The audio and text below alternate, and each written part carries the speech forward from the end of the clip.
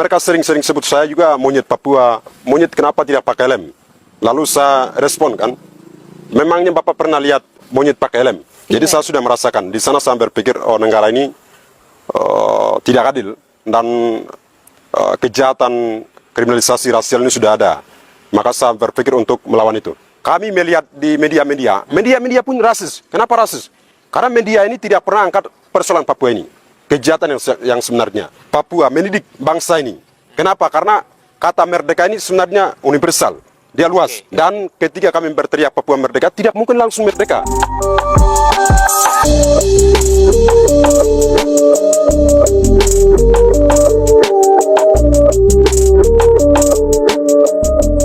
Bung Kero, waduh, sehat? Ya, sehat. Udah berapa minggu yang lalu kita bikin video? 1 minggu yang lalu. 1 minggu yang lalu, yang nonton banyak sekali tuh. Betul. Oh, sampai dihubungi Polda nggak? Tidak tahu. Saya sampai dihubungi Polda. Cuman kan konten sebelumnya itu kan tujuannya untuk membuka ruang diskusi toh. Oke. Bukan, tidak ada maksud dan tujuan yang lain kan? Enggak tahu lah, Bung Kero ada maksud dan tujuan yang lain? Tidak ada. Tidak ada ya? Nah, ini kita disupport oleh roti gembong Mandalika ya. Roti enak, roti lembut dan enak banget di Mataram. Bang Kero ketagihan nggak makan roti ini, Bang? Ya. Enak ya? Enak banget. Enak. Jadi roti ini Bang Kero sekali coba ketagihannya seumur hidup. Betul. Jadi besoknya mau lagi nih makan roti ya. Ya teman-teman, nanti untuk kontak personnya saya cantumin di video roti gembong Mandalika. Teman-teman semua, saya hari ini nggak mau bicara masalah Papua ya, kemerdekaan Papua. Saya nggak mau nyentuh-nyentuh soal itu ya. Bahaya kita ngomongin itu, Ki. Ya? Ya, aman tapi tidak apa-apa. Tidak apa-apa ya. Ya. Hari ini saya mau bicara tentang tindakan-tindakan diskriminatif yang dilakukan oleh orang-orang terhadap mahasiswa Papua. Saya mau coba lihat bagaimana sih kehidupan anak muda Papua ya, atau mahasiswa-mahasiswa Papua kalau di tanah rantau itu seperti apa. Baik. Karena saya lihat di dalam komentar itu ada yang bertanya kenapa tidak memperkenalkan. Jadi saya Jordan Nyamukarunggu, sama mahasiswa Papua yang sedang menempuh pendidikan di Universitas Mataram, Fakultas Hukum. Ya. Dan ini kedua kali ini dengan Ambang Yusril. Jadi kami juga terima kasih untuk kawan-kawan yang bisa buka ruang untuk kami mahasiswa Papua. Jadi hari ini kami bicarakan adalah tentang diskriminasi rasial yang dilakukan oleh orang-orang yang tidak bertanggung jawab terhadap mahasiswa Papua. Ya, jadi kami melihat diskriminasi rasial ini bukan hanya baru-baru, tapi sudah lama. Ya.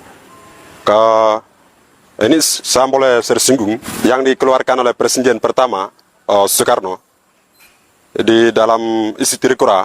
Di situ ada 3 poin. Itu poin pertama, itu bubarkan negara boneka Papua. Ini kami pikir dia sudah melakukan kriminalisasi dan juga rasisme dan bahkan merendahkan martabat kami orang Papua. Ya, itu pertama. Terus yang kedua, Badan Intelijen Negara Republik Indonesia yang bernama Ali Mortovo tahun 1962. Dia juga pernah mengatakan bahwa kami tidak membutuhkan orang Papua, tetapi kami membutuhkan adalah sumber dalam Papua. Ya. Ini juga bagi kami orang Papua adalah rasisme. Tindakan diskriminatif. Oke. Yang ketiga? Kemudian yang ketiga adalah sebenarnya ini banyak yang produksi diskriminasi rasial terhadap rakyat Papua dan juga terhadap mahasiswa Papua ini. Ini yang dilakukan adalah petinggi negara juga. Salah satunya adalah Luhut Panjaitan. Tahun 2016 dia pernah mengatakan bahwa kalau rakyat Papua melawan negara atau memisahkan dari negara ini, silakan pindah di MSG atau Meladesian Esprep Group atau pindah di Pasifik. Ya, ini pun merupakan diskriminasi karena bagi kami ini tanah kami sendiri tapi disuruh pindah di tempat lain. Oke. Kemudian yang tahun kemarin tahun 2022 ini Megawati juga dia memberikan stigma buruk kepada orang Papua bahwa orang Papua itu adalah kopi susu ya. Kopi susu. Kopi susu. Oke. Ya, ini tahun kemarin, tahun 2022. Kalau tidak salah 27 Juni. Padahal gini, Bang Kairo, saya potong dulu nih. Kan sebutan kopi susu itu kan enak. Kopi susu itu kan enak, manis gitu kan. Orang Papua memang manis-manis. Ya, itu mungkin versi Ambang. Oke. Ya. Tapi selanjutnya dia juga mengatakan bahwa kami memang inginkan orang Papua itu hilangkan rasnya, etnisnya itu. Rekayasa genetika. Masih ada di YouTube-nya itu. Jadi bisa lihat kalau tidak percaya itu. Oke. Jadi diminta untuk rekayasa genetik. Iya, betul. Oke, bentar. Sebelum kita lanjut ke sana, ini baru 1 menit ya, kita udah langsung gas-gasan sama sama Keke. Kita nggak usah bahas yang nyerempet-nyerempet, Keke. Tidak. Gini, Keke. Gini. Kita bicarain, Keke, ya, yang diskriminatif yang di sini. Jawab dulu pertanyaan saya, Keke. Berapa orang mahasiswa Papua di sini, Keke? Sekitar 80 orang di sini. 80 orang ya? Iya. Yang seperti Keke berapa orang? Tidak, kami ini Iya. kami ini sebenarnya satu dari Papua. Jadi pemikiran sama, tapi hanya negara ini yang memecah belah kita. Negara yang memecah belah? Ya, betul. Adu domba. Oke, adu domba ya. Ya. Ya. Saya mau mulai, Kei. Tindakan diskriminatif apa yang Keiro rasakan ketika datang kuliah ke Lombok? Saya ini sejak tahun 2016 sudah merantau. Jadi saya semua di Bali. Oke. Di Bali, di Seman Green Park Singaraja. Ini semoga guru-guru saya bisa nonton ini. Iya. Jadi saya sudah merasakan diskriminasi rasial yang dilakukan oleh guru-guru dan juga teman-teman kelas. Ya, jadi ketika ada kelompok kerja tugas itu saya sering tidak pernah mendapatkan, bahkan tidak pernah kerja sama itu. Ya. Dan mereka sering-sering sebut saya juga monyet Papua. Tapi kalau bahasa Balinya itu bojong. Bojong? Ya. Disebut monyet? Ya, disebut monyet. Waduh, ya. parah. Terang-terangan. Tapi guru-guru ini tidak pernah memberikan teguran kepada teman-teman. Jadi saya sudah merasakan. Di sana saya berpikir, negara ini tidak adil. Dan kejahatan kriminalisasi rasial ini sudah ada. Maka saya berpikir untuk melawan itu. Iya, kalau disebut monyet ya kita kan manusia, Bung. Nggak boleh lah disebut kayak gitu kan. Nah, persoalan warna kulit, mohon maaf ya, persoalan warna kulit itu kan keunikan. Ya, keunikan. Sama kayak tadi saya bilang, teman-teman Papua itu unik, manis. Senyumnya, coba lihat. Perhatikan kalau senyum Bung Keiro ini kan. Nah, kita itu kalau Bung Keiro senyum itu kayak sejuk, adem. Nah, ada nggak cerita yang sama kalau di Mataram? Yang tindakannya itu diskriminatif juga? Yang nyebut monyet deh, misalkan di sini. Ada, tapi ini pihak kepolisian. Ya, pihak kepolisian ini bisa nonton oleh Polda NTB. Ya, nanti saya titin lagi nanti. Itu banyak. Ketika mereka memberikan represif dan juga menangkap kami di sini sudah 4 kali. 4 kali pihak Polres dan Polda NTB mereka sudah menangkap saya 4 kali. Ya, jadi ketika mereka melakukan penangkapan itu mengeluarkan itu monyet Papua, anjing, kemudian 1 kali itu pihak Polda juga pas mereka syuting. Waktu itu saya tidak pakai lem kan. Jadi mereka mengeluarkan bahwa monyet kenapa tidak pakai lem. Lalu saya respon kan, memangnya Bapak pernah lihat monyet pakai lem? Saya tanya itu. Lalu lem itu memang saya bawa, tapi saya tidak pakai. Waktu itu saya buang di depan itu, di depan kepolisian, lalu saya lari. Ya salah juga, dia bilang monyet ya, Bung Keiro jawab, emang pernah lihat monyet pakai helm? Iya. Benar. Tidak kah? Iya kan, Iya. nggak ada kan? Tidak ada. Akhirnya kan polisinya yang kacau Iya. kan? Nah, tuh. Itu saya bilang teman-teman ya, anak-anak Papua itu pintar-pintar, cerdas-cerdas. Cuman memang harus ada pola pendekatan yang humanis, nggak diskriminatif, ya gitu loh. Saya aku itu. Itu dengar itu. Gini Kay. Kemarin kan ada yang komen di konten kita sebelumnya itu, ya. Kamu diusir dari kelas kan? Oh ya, itu bagus itu ini. karena kamu gini katanya, karena kamu itu tidak bermoral, ya, tidak sopan. Ya. Gimana tuh, Kay? Jadi kata Roking Kurung begini kawan-kawan. Ini soal pembicaraan itu bukan melihat moralnya, tapi itu memang harus memberikan itu kecerdasan. Karena kami melihat juga perkataan Ki Hajar Dewantara. Dia mengatakan bahwa tujuan pendidikan adalah untuk mencerdaskan kehidupan anak bangsa. Tapi hari-hari ini kan pihak ini dosen-dosen UNRAM harus dengar dan bisa nonton video ini. Kami melihat bahwa di dalam kampus UNRAM ini mereka tidak pernah memberikan ruangan sebebas-bebasnya kepada mahasiswa Papua untuk berbicara itu, memberikan gagasan, pikiran dan lain sebagainya. Dan kami sering memberikan stigma-stigma buruk kepada kami bahwa mahasiswa Papua itu pemikirannya dangkal dan sempit. Jadi ketika pemerintah Indonesia membangun tanah Papua, ini dianggap merusakkan tanah Papua dan sebagainya. Ya, ini yang dikeluarkan oleh dosen saya di Fakultas Hukum Universitas Mataram, ya. Dan yang lain adalah ketika mahasiswa Papua berkumpul, itu selalu diusir. Ya, salah satu contoh adalah pada tanggal 13 November tahun 2022, ketika kami berkumpul di depan perpustakaan UNRAM, itu rektor Universitas Mataram dia sendiri yang turun tangan, kemudian dia melakukan kriminalisasi rasis, fasis, dan mengusir kami. Bahkan kemahasiswaan dia mengeluarkan mahasiswa Papua tidak boleh bergaul dengan mahasiswa Indonesia dan juga belajarannya di kelas dan di kos. Ini adalah tidak mendidik mahasiswa Papua. Iya. Ya, kami berpikir ini tidak mendidik, melainkan mereka memberikan stigma-stigma buruk dan membunuh pemikiran gagasan ide-ide kami di dalam dunia pendidikan ini. Dan bukan hanya itu, tapi sudah 8 kali kami hitung-hitung pihak kampus mereka seling bubarkan kami, kriminalisasi dan rasisme terhadap kami. Bahkan mereka juga pernah menangkap kami pada tanggal 14 November tahun 2022. Itu pihak rektorat menangkap kami, mahasiswa Papua bersama kawan-kawan Indonesia yang menentang rasisme, itu menangkap kami. Kemudian mereka melakukan interogasi di dalam ruang rektorat. Ini merupakan kejahatan kemanusiaan sebenarnya. Bahkan mereka juga periksa identitas kawan-kawan Solidaritas Indonesia yang menentang rasisme itu. Oke. Sebentar. Sebelum lanjut ya. Iya, mungkin pihak kampus akhirnya menangkap atau membubarkan itu mungkin ada tindakan-tindakan berlebihan dari teman-teman Papua. Emang nggak ada? Kami harus menyampaikan kepada dunia dan kepada rakyat Indonesia bahwa yang memahami soal kemanusiaan dan soal demokrasi ini sebenarnya orang Papua. Orang Papua tidak pernah melakukan kekerasan dalam hal demonstrasi dan lain sebagainya.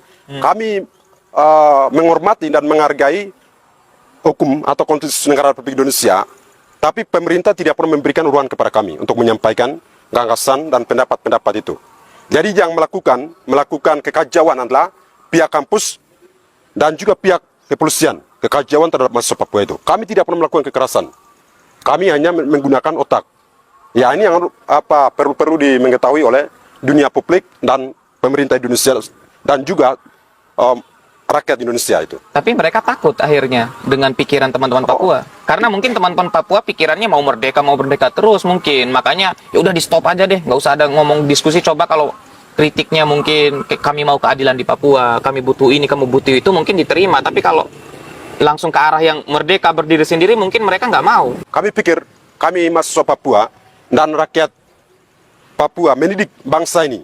Kenapa? Karena kata merdeka ini sebenarnya universal, dia luas. Jadi pemikiran-pemikiran ini juga harus dirubah dalam hal ini pemerintah Indonesia dan pihak kampus ini. Ya. Oke. Dan ketika kami berteriak Papua merdeka, tidak mungkin langsung merdeka. Ya, ini yang memahami. Itu. Oke. Berarti makna merdeka itu universal. Universal, dia luas. Manusia bebas berekspresi itu kan kemerdekaan juga. Ya. Oke. Manusia mendapatkan kehidupan yang layak. Harga semen di Lombok 70.000, di Papua itu harus 70.000. Ya, itu kan merdeka. Kalau masih 1 juta dan 1.200.000 di Papua, itu kan nggak merdeka, benar ya? Ya, berarti itu konsep kemerdekaan. Beda negara kan? Hah? Mungkin beda negara. Saya ini teman-teman ya. Kalau saya ngomong sama Keiro ini, ya jadi kalau panggilan apa namanya? Akrabnya itu nyamuk. Bung Nyamuk ya dipanggil sama teman-teman ya. Kenapa dipanggil nyamuk? Suka nyengat kah? Tidak. Namanya itu, nama asli. Nama asli itu? Ya. Oke. Nah, saya mau coba bawa lagi ke kampus. Kalau di kampus itu teman-teman Papua ada nggak yang bilang kayak gini? kan sebelumnya kan ada yang bilang monyet, ya, kamu kayak monyet dan sebagainya kan, ada yang ngomong kayak gitu. Pernah nggak dibilang teman-teman Papua tuh bau? Soal kriminalisasi rasial ini dua macam, yaitu diskriminasi rasial langsung dan tidak langsung. Jadi yang sejarah langsungnya adalah langsung mengungkapkan ini di hadapan kita. Tapi sisi lain non verbal atau tidak langsung, ini mereka menggunakan semacam gerak-gerik dan lain sebagainya. Gerak tubuh, Ya, tutup gerak hidung tubuh. kah? Ya, itu sering terjadi. Tapi untuk warga Lombok, saya pikir mereka memahami dan mengerti perbedaan itu. Saya sudah keliling di Lombok ini, di Sembalun, di Maringke, di Bayan, warga Lombok baik, welcome mereka. Iya. Hanya mahasiswa yang belum paham soal perbedaan itu. Dan mereka yang berwatak rasisme dan fasisme kriminalisasi terhadap mahasiswa Papua. Kalau warga, mereka baik. Iya, saya teman-teman ya, kalau sama Kay ini nggak ada sekat, saya peluk saya ini. Gini loh, berarti ada masalah pada pribadi mereka, gitu loh. Mereka yang nggak memahami perbedaan kan? Betul. Gitu loh. Ya. Soalnya gini Kay, saya bukan dalam maksud apa ya. Saya punya teman Papua dulu, 2016. Dia cerita curhat ke saya ya. Dia bilang gini, nggak enak hidup di kampus itu katanya. Kenapa? Karena dibilang bau. Oh, ada Dibilang mahasiswa Papua kan? Mahasiswa Papua ngomong kayak gitu. Iya. Gitu. Wah, saya bilang sekacau itu berarti masyarakat kampus kita ya menilai mahasiswa Papua ya. Ini kan kami berpikir bahwa sistem pendidikan hari ini adalah neoliberalisasi, kapitalisasi di dalam dunia pendidikan. Jadi terpaku dengan apa yang sudah dibungkus oleh pihak birokrasi kampus. Kami sebut birokrasi kampus. Oke. Ya. Jadi kawan-kawan mahasiswa Indonesia ini mereka tidak bisa berpikir atau menggunakan kacamata yang luas, tapi mereka menggunakan kacamata yang sempit. Oke. Ya, sehingga melihat mahasiswa Papua ini hanya melihat dari kapernya atau hanya warna kulit. Iya. Jadi mungkin saya jelaskan juga ini, Dr. Neles Tebai, dia mengatakan bahwa pandangan umum negara ini dan rakyat Indonesia melihat orang Papua itu terbelakang, termiskin, dan juga terbodoh di dalam negara ini. Iya. Dan ini juga dikampanyekan oleh pihak-pihak negara kepada massa luas. Jadi kawan-kawan Indonesia itu sering konsumsi di media-media itu, media-media pemerintah itu. Informasi-informasi yang Ya. nggak benar. Dan selanjutnya, Dr. Sukrata Sopianuman memberikan kriminalisasi dan juga mitos yang diproduksi oleh pemerintah ini. Ini dua macam. Yang pertama adalah mitos yang halus, dan yang kedua adalah mitos kasar. Jadi yang halus ini adalah orang Papua belum bisa, orang Papua belum mampu, orang Papua terbelakang, termiskin, dan tidak tahu apa-apa.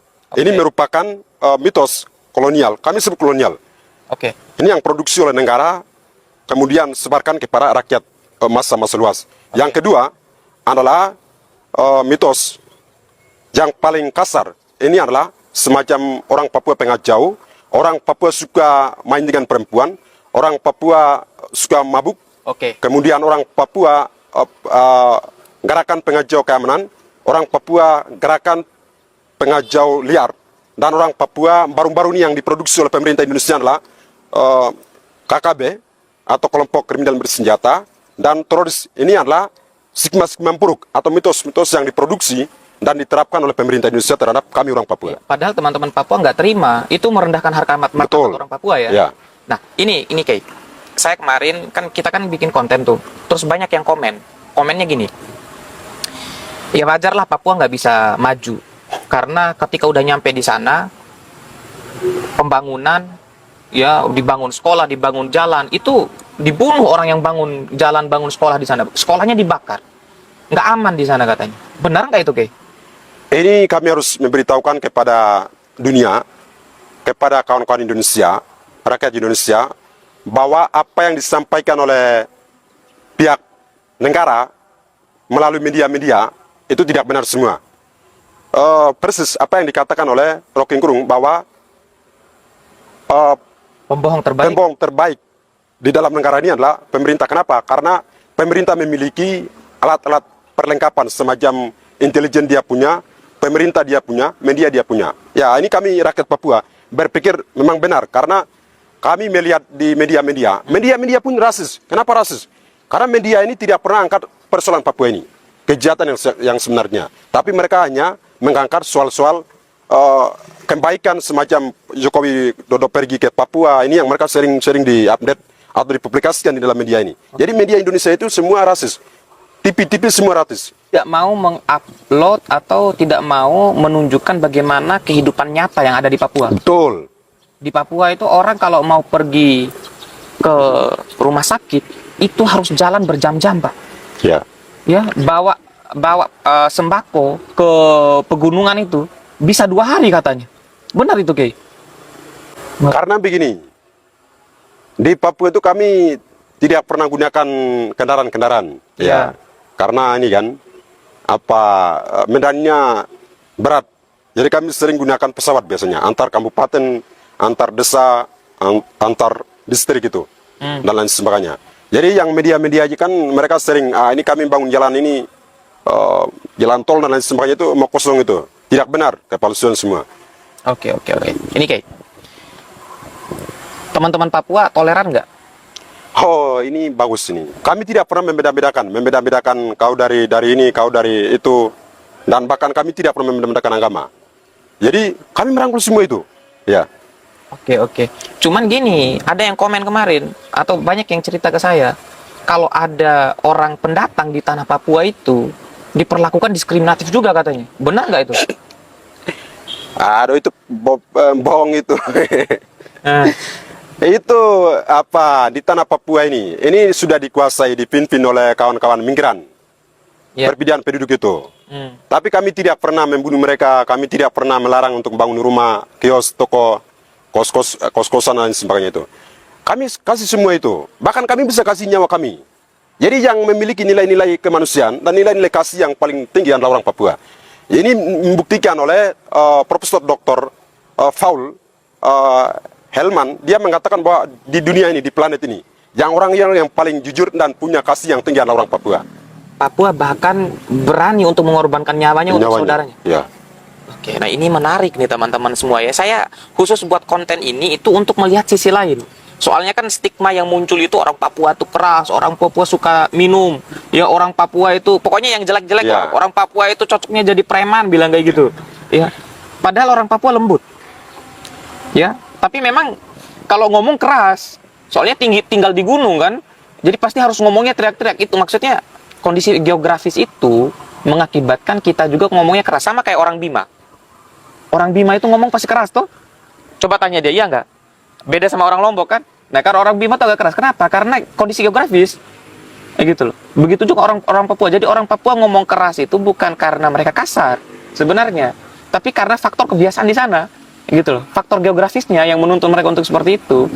Nah, ini jangan salah. Iya, mungkin saya jelaskan lagi ini menarik juga karena kebanyakan profesor doktor yang mengajar saya di universitas ini mereka tidak paham soal perbedaan itu. Iya. Jadi ketika saya berbicara itu mereka pikir marah.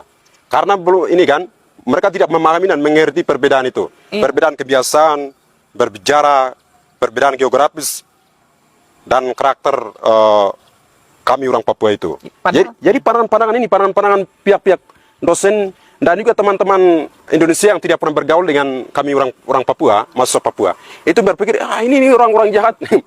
Orang-orang kasar dan lain sebagainya. Ini yang kami juga mendidik itu supaya mengubah pola pikir, pendekatan dan lain sebagainya. Iya, merubah mindset mereka ya. Gitu loh. Jadi kata kuncinya itu sebenarnya kita harus mengakui keberagaman dan perbedaan. Betul. Justru karena kita berbeda maka kita butuh persatuan. Jangan dibalik-balik. Demi persatuan kita tidak butuh perbedaan. Nah, itu kacau tuh. Ya, gitu loh. betul. Papua ya mutiara hitam kalau julukannya, Pak. Mutiara hitam Papua itu, jadi berharga dan luar biasa. Nah, kira-kira seperti itu. Nah, saya, Kay, karena kita dibatasi waktu, Kay, kira-kira apa sih harapannya, Kay, ke depan untuk mahasiswa Papua ketika mereka berinteraksi, ketika mereka bergaul di tanah rantau, ya, apa yang harus mereka dapatkan, kira-kira? Ini untuk pesan dan permintaan juga kepada pihak kampus, kepada kawan-kawan Indonesia, kepada rakyat Indonesia, kepada dunia bahwa kami menginginkan adalah memberikan ruangan yang seluas-luasnya supaya kami bisa mengembangkan pikiran gagasan ide-ide kami atau talenta yang kami miliki. Karena kami bangsa Papua ini bukan bangsa bodoh, bangsa terbelakang, termiskin, tapi kami bangsa Papua adalah bangsa yang besar dan juga kami adalah orang-orang yang cerdas sebenarnya, orang Papua ini. Orang Papua itu ketika mereka melihat, mereka bisa melakukan apa saja. Ya. Jadi kami juga minta kepada dunia bahwa berhenti atau hentikan soal kriminalisasi rasial dan juga pembungkaman ruang demokrasi kepada mahasiswa Papua yang ada di Indonesia. Kami tidak pernah minta lebih kepada negara ini, tapi kami mintalah kami ini menghargai dan menghormati sebagai manusia atau sebagai teman manusia yang di muka bumi ini. Oke, nah itu teman-teman semua. Jadi saya sih kayak gini, orang akhirnya bisa berteriak, saya mau merdeka. Orang Bima pun bisa teriak kayak gitu. Orang Sumatera pun bisa mau memecahkan diri dari Indonesia. Kalau ketidakadilan terus mereka rasakan. Gitu. Artinya dengan sumber daya alam yang luas, yang besar, harusnya mereka mendapatkan keadilan. Fasilitas kesehatan, gedung-gedung dibutuhin. Artinya semakin keras suara teman-teman Papua untuk mengkritisi pemerintah, itu berarti menandakan semakin dalam kesengsaraan dan ketidakadilan yang terjadi di Papua. Kira-kira seperti itu ya. Gitu Oh, ada apa lagi? Silakan mau apa? Jadi teman-teman, ini sebenarnya kami tidak membutuhkan pembangunan yang mewah-mewah di tanah Papua itu. Ya, karena ketika pemerintah membangun jalan yang bagus, beraspal, itu kan orang-orang yang bisa gunakan jalan itu. Itu orang yang punya mobil motor ya. Sementara kan rakyat Papua kan tidak punya mobil motor. Oke. Ya, itu pertama. Yang kedua adalah ketika pemerintah Indonesia membangun hotel yang berbintang, itu kan kami mempertanyakan untuk siapa? Karena yang bisa tidur di dalam hotel adalah orang-orang yang punya duit. Berarti ya jelas pemerintah lah. Ya. Itu.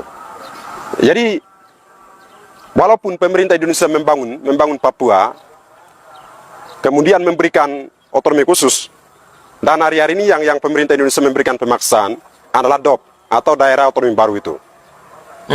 Kemudian pemerintah Indonesia juga memberikan militer yang berkelebihan di tanah Papua. Ya. Kemudian pemerintah Indonesia juga memberikan uang yang besar.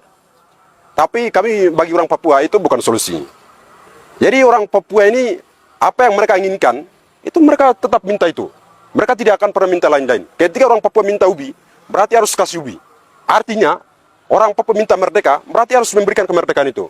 Jangan kasih yang semacam produk-produk pemerintah Indonesia itu. Ya, itu poinnya teman-teman semua ya. Kemerdekaan itu tetap universal. Itu harus dipahami itu. Ya, walaupun teman-teman Papua menginginkan kemerdekaan itu, ya itu terlepas interpretasi kita kan. Oke. Ya, gitu ya. Pandangan masing-masing. Pandangan masing-masing. Untuk artikan itu. Hah? Untuk artikan itu. Apa? Untuk artikan. Oh, untuk ya, mengartikan itu. Mengartikan itu. Oke. Agak riskan memang kalau saya podcast sama Bang Kaironi. Udah ya, kita cukupkan ya. Oke, Kita buat lagi part 3 besok. Siap. Oke? Ya. Tapi yang enaknya rame-rame. Ya. Ajak semua lah masuk Papua. Yang 80 orang. Sekitar 20-an lah. 20 atau 10. Kacau juga Bang Kairo. Oke teman-teman semua. Oke teman-teman semua, mungkin itu diskusi saya bersama dengan Bang Kairo. Aduh, banyak semut ya. Manis betul ya asrama Papua ya. Saya Yusril Iza Mahendra bersama dengan Bung Kairo menyampaikan salam hangat. Mudah-mudahan kita selalu Aman. ingin bicara dan membuka ruang diskusi untuk teman-teman Papua. Ya. Dan ketidakadilan di bangsa ini harus kita selesaikan. Dan itu harus diselesaikan oleh pemerintah dan seluruh rakyat Indonesia. Saya mau Bung Kairo, nggak boleh ada lagi tindakan diskriminatif. Ya, kami harapkan itu. Karena kita saudara. Thank you Bung Kairo. Ya, terima kasih juga. Assalamualaikum warahmatullahi wabarakatuh. Bye. Sampai ketemu.